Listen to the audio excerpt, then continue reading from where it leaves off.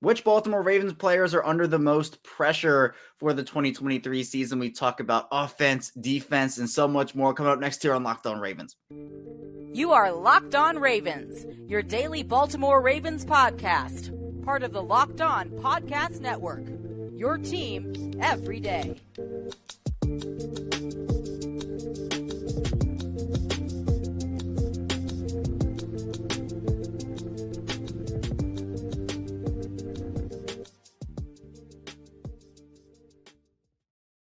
Welcome into another edition of Locked On Ravens here, your daily Baltimore Ravens podcast. I'm your host here, Kevin Oestreicher of Ravens Wire, and we are here on the Locked On Podcast Network, your team every single day. Thank you so much for being here today, making Locked On Ravens your first listen of the day. We're free and available, as always, all podcasting platforms, including over in video form on YouTube. It is free to subscribe both in audio form and video form. You're not missing anything if you want to listen one day in audio form and then watch another day in video.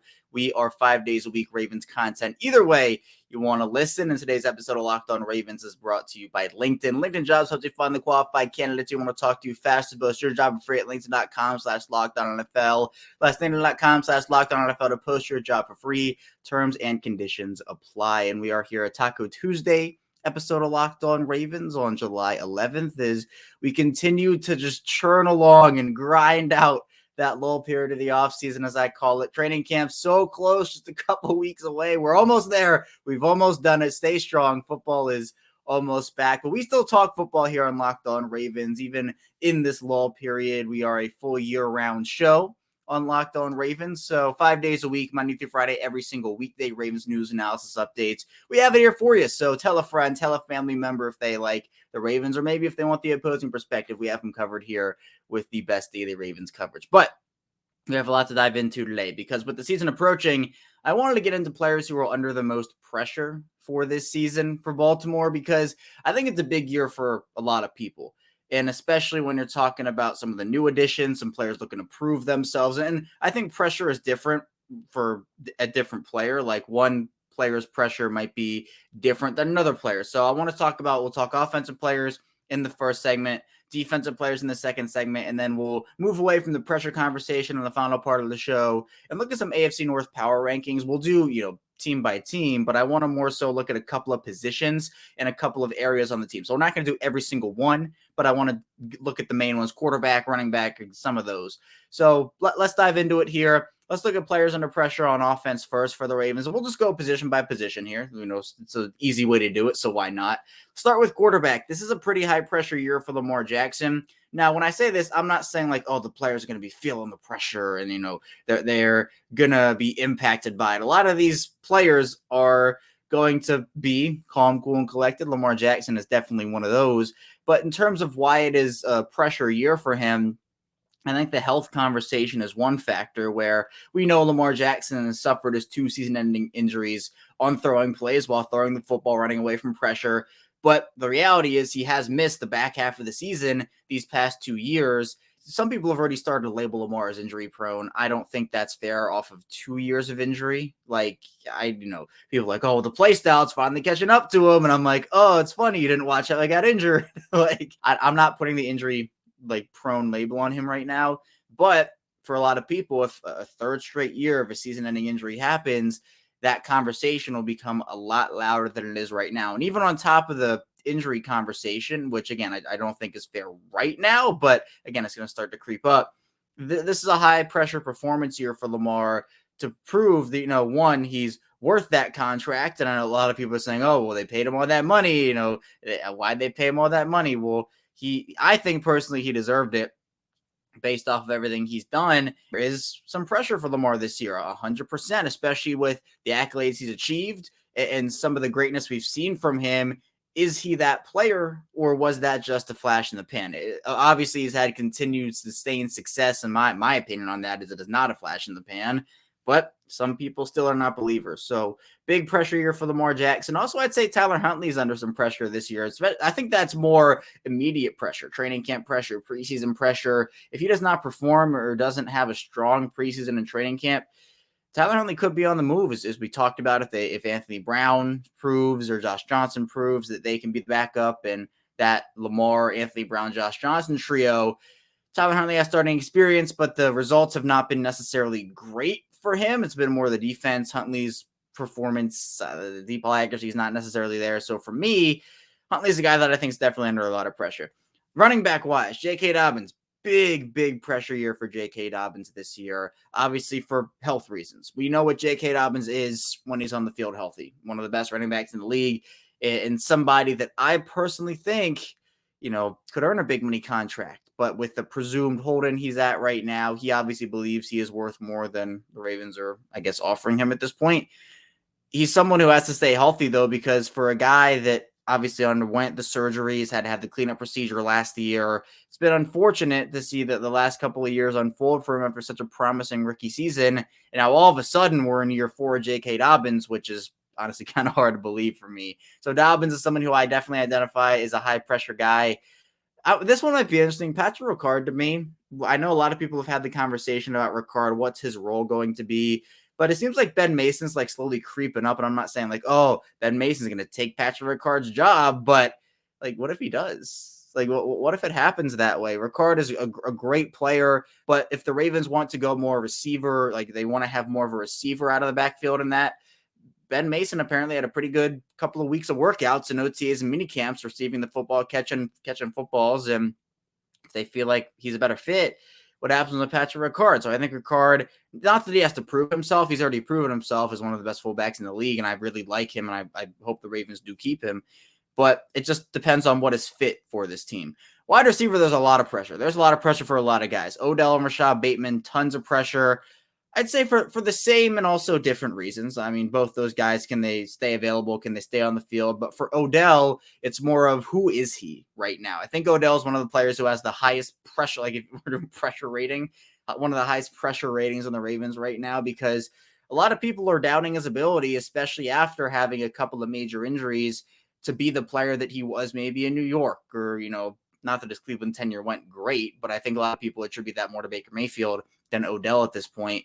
So who is Odell on the field? What can he be? Like Rashad Bateman is another guy under pressure, but we see the potential, we see the flashes there. But for Odell, who was, the star of the league at wide receiver for multiple seasons in New York, obviously I don't think the Ravens are getting that version. I've said that multiple times. But is he a guy that can be a wide receiver, like high-end wide receiver 2, low-end wide receiver 1? Or is he more of a wide receiver 3 that the Ravens are paying $15 million guaranteed to? So, can he stay on the field and stay healthy? But 2, can he be that quality wide receiver that they signed him to be, instead of maybe just a rotation guy? We'll see. But Odell is a high pressure guy this year. And then Rashad Bateman, again, this is more of 2 injuries for him in 2 seasons after not really being injured in college. He has a lot of pressure to stay healthy this year. And again, 3 straight years of injury like that would start those conversations about, is he just an injury-prone player? Can he not stay healthy at the NFL level? And that would be really unfortunate. But to me, those 2 guys under a lot of pressure this year for sure. Then you look to the tight end position. Mark Andrews, no pressure whatsoever. I don't think there's pressure for Isaiah Likely this year. I think even if he doesn't have a great year this year, like, it's okay. And partially that is because Andrews is just that good, and the young guys have room to make mistakes and everything. So tight end position is not super high pressure to me. Offensive line wise, I don't think there's a ton of pressure there either. I guess whoever wins the starting left guard job, there's a lot of pressure, and then that competition is going to be high pressure. Tyler Linderbaum is pretty interesting. I mean, I guess there's high pressure for him to continue to ascend in year 2. Not that, again, if he has a terrible year, if he has a bad year this year and, regresses from what he was in year 1, I'm not, that's not a reason to give up on him and say, oh, well, he's terrible and that's that. But there is, I think, a sense of, I think there's already such a sense of he's going to be so much better than he was last year that I guess there's a little pressure in that regard. And a lot of people, myself included, have confidence in him. But I guess when you're talking about, there's a lot of pressure on a guy to be a lot better, and people are already assuming that that's going to happen. Like, something that I've seen people say is, oh, well, Lamar's already assumed to be so much better in a Todd Monken offense, and, he's going to be a top 2 quarterback in the league. That's what adds to pressure, where, people are already talking about, oh, Lamar's going to be so great. And I've talked about it a little bit, I'm not going to lie.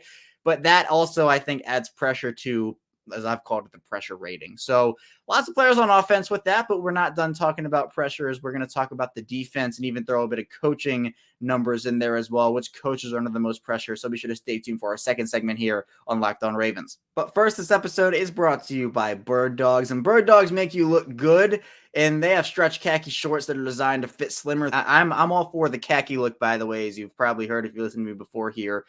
Khaki Kev is one of my nicknames, so I love the khakis, but Bird Dog shorts do the exact same thing as Lululemon, but fit way better, and they fit way better than regular shorts that are made from that stiff, restricting cotton. You know, I like to have the freedom of movement when I wear shorts, and Bird Dogs does a great job. They fixed the issue of that stiffness by inventing cloud knit fabric that looks just like khaki, but it stretches so you get a way slimmer fit without having to sacrifice movement. You shouldn't have to sacrifice movement, and Bird Dogs does a great job with that. And Bird Dogs uses anti-stink sweat technology and wicking fabric that keeps you cool and dry all day long.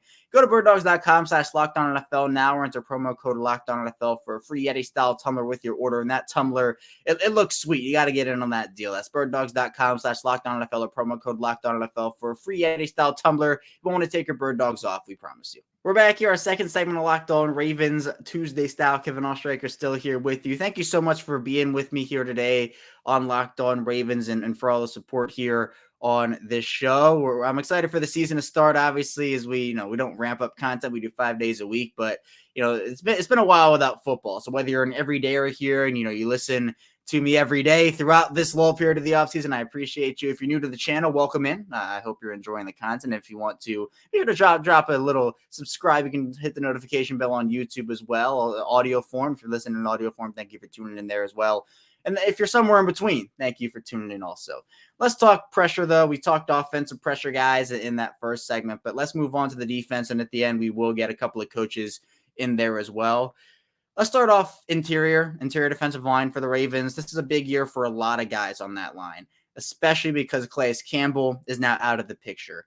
Justin Madubuike, Broderick Washington are two players that are expected to take big leaps. Even Travis Jones expected to take big leaps this year. For guys like Michael Pierce and Brent Urban, they're veterans. I'm not attributing pressure as much to those guys right now. I mean, I guess for Pierce, can he stay healthy?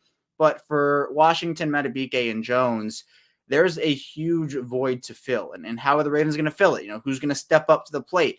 Out of those three guys, hopefully at least one of them hits. Hopefully all three of them do. But Madubuike and Washington have shown flashes. Travis Jones didn't get a ton of run last year, but did show flashes. So which of those players is going to, one, get the snaps, and two, who's going to make the most of their opportunities there? The Ravens need a big year from at least, hopefully more than, but at least one of those guys, especially, for Madubuike and Washington. I should have mentioned this with J.K. Dobbins, but those are guys going into contract years this year. So if they don't have a big year, it could mess up their market. Teams might not be willing to pay them as much as maybe they want to be paid. So contract year guys, I think it adds another layer of the pressure element. So for Dobbins and also Madubuike in Washington, it's a big time for those guys, especially now when they have the opportunity. It's not like Calais Campbell's there, and are they going to get a lot of snaps? There's that question. They are going to get snaps this year because they're going to need guys to step up and play snaps and be able to fill in. So Madubuike in Washington and Jones as well. Jones to a lesser extent, like Jones still has time, but for Madubuike in Washington, it's almost like an audition, right? Do the Ravens want to keep you around? Do they not? A lot of that has to do with how you perform on a consistent basis with more consistent snaps, and that's what those guys are going to be getting this year. Let's talk outside linebacker next, edge guys. I think there might not be a player under more pressure this year than Odafe Oweh for the Ravens, honestly. This is a massive year for him. Now, is it a make or break year for him? It might be the closest you can get without it being one. Like, it honestly might be, because if you don't get a good year out of Odafe Oweh this year for the Ravens, you probably have to make some sort of move, and it might have to be a big one in the edge department to be able to, I guess, you're probably not going to have enough trust in him to say, oh, well, we're going to give you another year after, again, regression, where we saw the flashes, the potential. Oweh, 5 sacks his rookie season, only 2 his sophomore season. The sacks don't tell the whole picture, obviously. I think Oweh had a much better end to the year than he did start of the year last year. But if Oweh doesn't have a good year this year, there's just, what can you do? The 5th-year option probably gets declined. That's another element here. If we 5th-year blues we talked about last week where, you got to inspire the Ravens to give you a big deal. And at least, the fifth-year option getting picked up is the first step in that direction. So for me, Odafe Oweh, especially where he's now going to look, the time of this recording, the Ravens haven't signed Justin Houston. They haven't signed Yannick Ngakoue or Jadeveon Clowney or veteran option. So Oweh is the number one guy in that room right now. And it's a huge year for him. David Ojabo, it's pressure in terms of, well, he's the second option in that room right now. And I don't want to disrespect Tyus Bowser. Tyus Bowser to me is somebody that, is a proven veteran, is very versatile, can play a coverage role for them. And I don't want to disrespect him by saying he's the third guy in that room. But if all goes well for them, he will be. And he's the best third outside linebacker you can have. But for Ojabo, there are high expectations for him to be the second guy in that room and, build off of his one tackle, which was a strip sack on Joe Burrow last year. That room, it's still a concern for me. I'm putting faith in those guys. I hope they're going to be able to make a huge impact in their third. And, well, for Ojabo, it's his second year technically, but still his first full season in the NFL. So I guess Ojabo's rookie year. We'll see, though. Oweh has a lot of pressure on him this year to perform, and Ojabo has some as well. Inside linebacker-wise, Patrick Queen does have some pressure on him this year to perform. A contract year, obviously, fifth-year option declined. So for me, this is, well, if he has a great year in 2023, he's balling out, he's going to get a new contract, and whether that is from the Ravens or not, I wouldn't anticipate it being from the Ravens right now. Maybe that changes. But he's under a lot of pressure because this could be tens of millions of dollars for him, where a team could look at his year and say, well, we know that guy can be our number one inside linebacker because the Ravens have Roquan Smith right now. They gave him that huge deal. So at this point, I mean, Queen is somebody that, can the Ravens pay big money to two inside linebackers? Maybe they can. I wouldn't bet on it, but maybe they can. But if Queen doesn't have a good year, then a team might be a little more worried to give him a huge contract and maybe he comes back to the Ravens on a cheaper deal, right? Maybe that happens. But if he has a great year, I think he priced himself out of Baltimore, helps the Ravens in a big way on the field this year, but then, gets the big contract that he would deserve in that case. Corner-wise, there's a lot of pressure on these young guys, right? We've talked about it. Jalen Armour-Davis, Pepe Williams, Ardarius Washington, Kai Blue Kelly to a lesser extent. But I'd say there's a decent amount of pressure on Jalen Armour-Davis and Pepe Williams. And we don't know who's going to be on the roster come week one. We're still in July at the time of this recording. So I don't know whether it's, they'll bring in an Anthony Avert or they'll sign a veteran slot guy. But for now, they're probably going to be relying on Jalen Armour-Davis and Pepe Williams in a big way. And if one or both of those guys don't step up, the Ravens are going to be in a bit of trouble. So there's pressure on the Ravens for right now not bringing in somebody else, but also there's pressure on those young guys. And I don't think they're fully ready yet, but they might have to be. They have to grow up quickly. So we'll see. Then safety-wise, I guess there's a little pressure on Kyle. It's the same thing as Linderbaum, right? So many people are expecting Hamilton to be so much better than he was in year one, especially after the end of the year he had. Hamilton was great. So to me, I think it's just people are already expecting him to be so good. And in a new role for Hamilton, there's going to be pressure on him to perform, especially with Chuck Clark now gone. He's going to have a bit more opportunity to play in a role that he didn't maybe play as much last year. And then coaches, because special teams, I don't think there's any. Well, Jordan Stout, special teams wise, I'd say there is a little pressure on him this year. Had a very up and down, like a very meh rookie season. So there will be some pressure on him to perform this year. And then coaching, John Harbaugh, this is a huge pressure year for John Harbaugh. That they get rid of two coordinators in 2 years, Don Martindale last year, Greg Roman this past off season. I mean, again, as I've said, unless you want to get rid of the special teams guy, if there's an underperformance this year, when is the time to maybe say there's a change needed? And I still think John Harbaugh is one of the best coaches in the NFL. There'd be 10 teams lining up out the door immediately if the Ravens were to get rid of him. But sometimes things just grow stale. Nobody is excused from blame, from criticism. And so, look, if there's another underperformance year from John Harbaugh on this Ravens team, especially because there is so much pressure on the Ravens this year, especially in the loaded AFC, this can't just be a wild card exit again. This can't just be a divisional exit again. There has to be growth. And if there isn't that, the question is, when would it be time? There's a lot of pressure on John Harbaugh this year. Todd Monken as well, not to that extent, but it's his first year. How's the offense going to look? right? There's a lot of pressure there. And then Mike McDonald, right, year two. A lot of pressure situations for guys this year, but this is a team that I think will respond well, hopefully. I mean, they have to. I'm hopeful they can. So we'll see how it pans out for them. Coming up in the final part of this show, though, we'll be diving into some AFC North power rankings, looking at a team ranking list, but also positions with each of those teams, quarterback, running back, and more. So be sure to stay tuned. We'll have to dive into on Locked On Ravens. But first, this episode is brought to you by LinkedIn. And these days, every new potential hire can feel like a high-stakes wager. For your small business, you want to be 100% certain that you have access to the best qualified candidates available. That's why you have to check out LinkedIn Jobs. LinkedIn Jobs helps you find the right people for your team faster and for free. LinkedIn's helped me a ton throughout my life, and that you can have a ton of great experiences that relate back to LinkedIn and what they can do to help you find a job and even help you find team members. And it's really easy to create a free job post on LinkedIn Jobs. All you have to do is put the job in, and then add your job in the proper hashtag hiring frame to your LinkedIn profile to spread the word that you're hiring. They have simple tools you can use, like screening questions, that make it easy to focus on candidates with just the right skills and experience. So you can quickly prioritize who you would like to interview and who you would like to hire. And it's really important to start the year strong, and the right team member can help you do that. It's why small businesses are rating jobs number one is delivering quality hires versus leading competitors. LinkedIn Jobs helps you find the qualified candidates you want to talk to fast. To post your job for free at linkedin.com/LockedOnNFL. That's linkedin.com/LockedOnNFL to post your job for free. Terms and conditions apply. We're back here, our final segment of Locked On Ravens. Kevin Oestreicher still here with you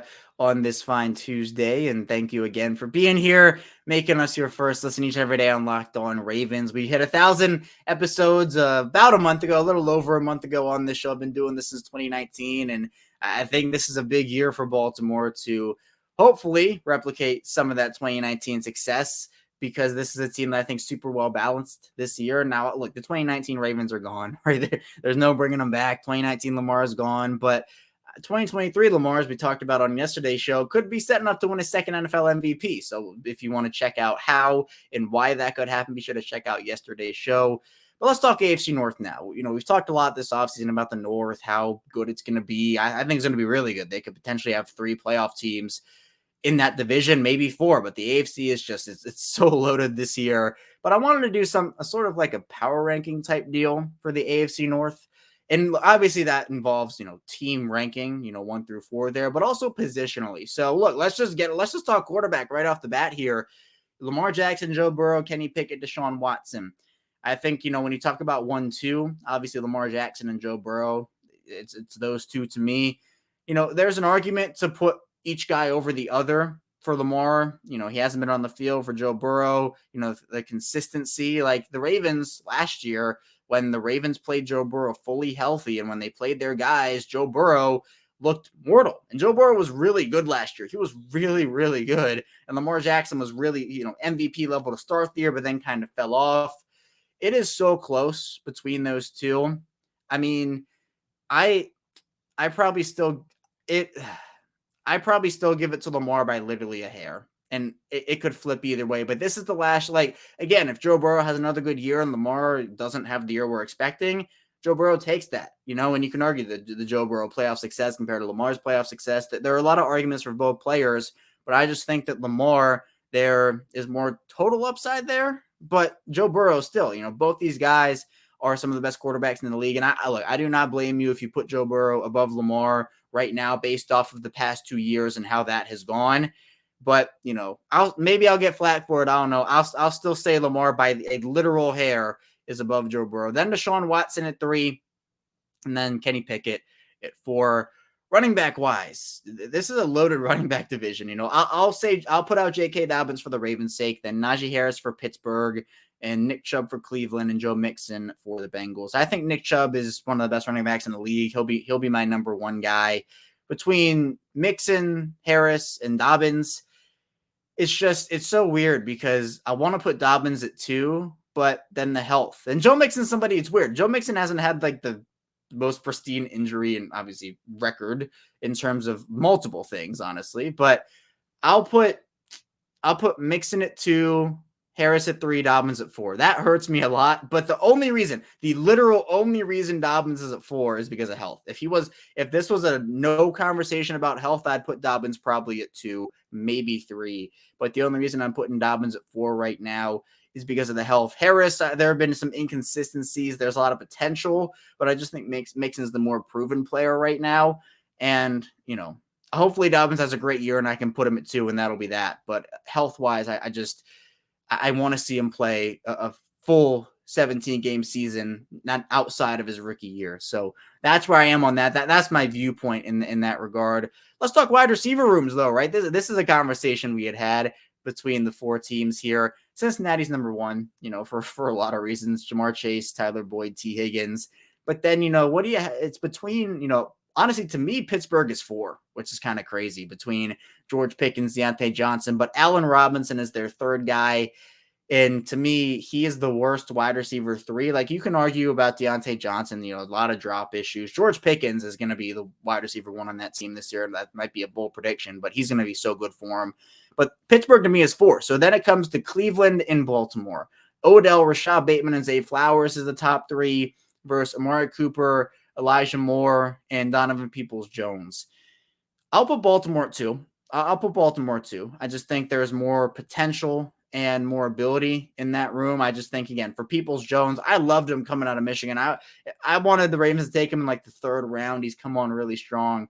But I think that for the Ravens, who is Elijah Moore, right? Why wasn't he getting playing time with the Jets? Why were they so willing to move up? There were a lot of weird things going on off the field with him. But to me, I think that, Baltimore 2, Cleveland 3. So Cincinnati, Baltimore, Cleveland, and Pittsburgh. And then let's go defenses. Let's just for fun put defenses out there. I think Baltimore has the best defense in the division. That is a bold prediction, I know. Pittsburgh is incredible. They have an incredible defense. I don't want to discredit what they're doing. They're number 2 100% to me.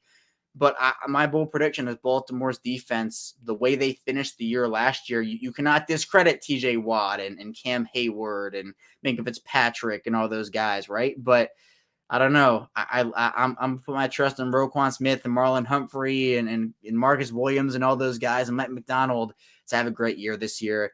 And then between Cincinnati and Cleveland, I'm going to put Cleveland at 3. I think Cleveland had a great offseason defensively with Juan Thornhill, Dalvin Tomlinson. They added some pieces there.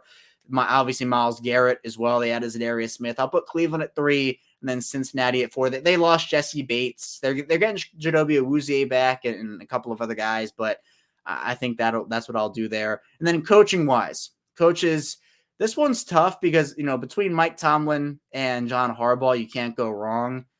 I'll put Tomlin at 1 by a hair, John Harbaugh at 2, and then Zach Taylor 3 and Kevin Stefanski 4. So that'll be my 4 there. And then division-wise, I've said this before, team-wise, I'm going to put Cincinnati 1. You got to respect they've won the division twice in 2 years here, so it's their division to lose. Baltimore's at 2 to me. Pittsburgh is at 3, and then Cleveland is at 4. So I'm excited to see the division this year. Couple of huge games early on. In fact, every single AFC North road game for the Ravens is in the first 5 weeks. So they got to start strong for sure. But that's all I have for you here today on Locked On Ravens. Thank you so much for tuning in. When we get back here tomorrow, of course, more Ravens content coming here. So be sure to stay tuned for that. I'll see you right back here tomorrow on Locked On Ravens.